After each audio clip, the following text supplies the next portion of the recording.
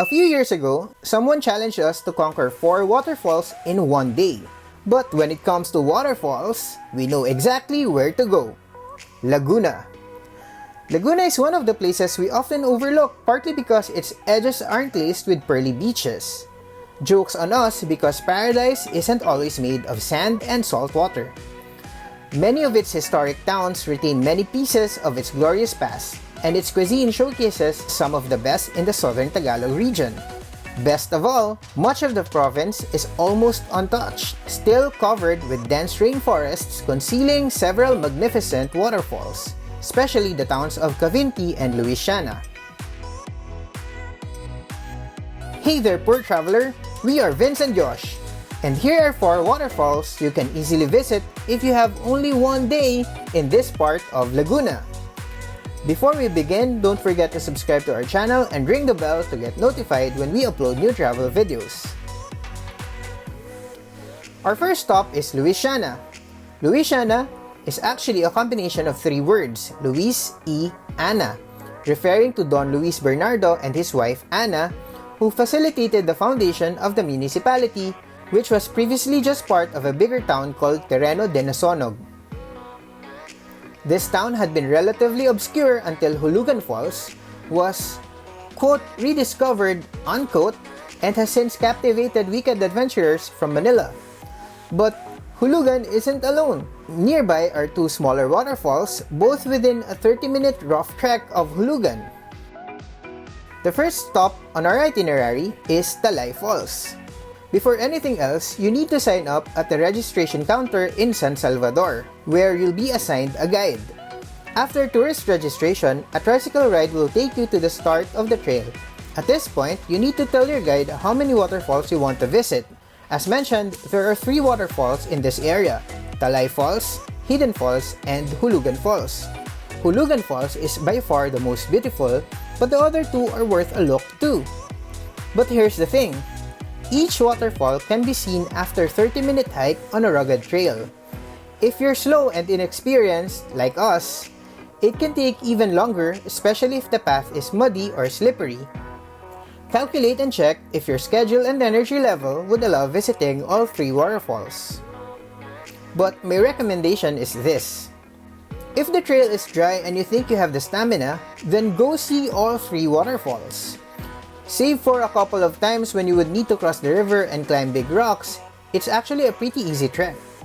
But if it rained the night before or earlier that day, skip the other 2. I did this trek already before when the track was muddy and slippery, and it was tough to say the least. It can be pretty dangerous too. Hidden Falls. From Talay Falls, it's going to be a steep climb to the next stop, Hidden Falls. It's so called because it's tucked in by giant boulders. It's much grander than the 2-tiered Talay, but much smaller than Hulugan. You can also climb to the side of the waterfall to have a good view of the site. Hulugan Falls. From the Hidden Falls, it's a long way down to the main attraction, which is Hulugan Falls. This one is a showstopper, and the best thing about it is that you can actually swim to and get close with the splashy column. Make sure you know how to swim though. If not, you can always take a dip in the shallow parts or use a buoy attached to a rope provided on one end. If you choose to skip the other 2 waterfalls, there's actually a shorter trail that will take you from the same starting point directly to this waterfall. It's a lot easier and shorter. How much time to spend here is up to you, but remember this, it takes 30 to 40 minutes to climb up and get out of the forest. And Magdapio Falls, which you will be visiting next, stops accepting visitors at 3 p.m. So make sure you leave Hulugan Falls at 2 p.m. if you want to see the other falls too. Magdapio Falls. Our last stop is Magdapio Falls. It's sometimes called Cavinti Falls, but most of us probably know this as Pagsanhan Falls because the usual jump-off point is located in Pagsanhan, but it's actually in Cavinti. From Hulugan Falls, you can hail a trike to Pueblo El Salvador, the lesser-known access point to Magdapio Falls. It takes just 10 to 15 minutes. Fare is between 100 and 200 pesos depending on your haggling skills. When you reach Pueblo, El Salvador, you will be given options on accessing the falls. The more popular way is by boating or shooting the rapids.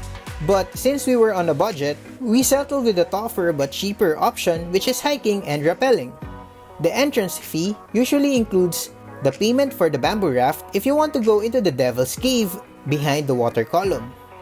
The descent to the waterfall from Pueblo, El Salvador lasts 30 minutes. Going down is easy, but it's difficult climbing back up, so it will take much longer. The best photo spot? Directly below the waterfall, of course. While rafting to or from the cave, the raft actually lingers below the cascade, which is a perfect opportunity to have a unique and action-filled selfie if you have an action camera. To get back to Manila, you need to find your way to the bus terminal. To get there from El Salvador, take a tricycle to the highway, and then ride a jeepney back to Pagsawitan. Or again, you can tell the driver to drop you off at the terminal for buses to Manila. If you need more information about traveling around the Philippines, you'll find several comprehensive travel guides on our website, www.thepoortraveler.net. If you have questions, make good use of the comment section below. You can also find us on Instagram, TikTok, Facebook, and Twitter. Just look for The Poor Traveler, single L. You may also follow us and tune in to the Poor Traveler podcast on Spotify. That's all for now. Remember, plan smart, travel safe, and make every trip worth it.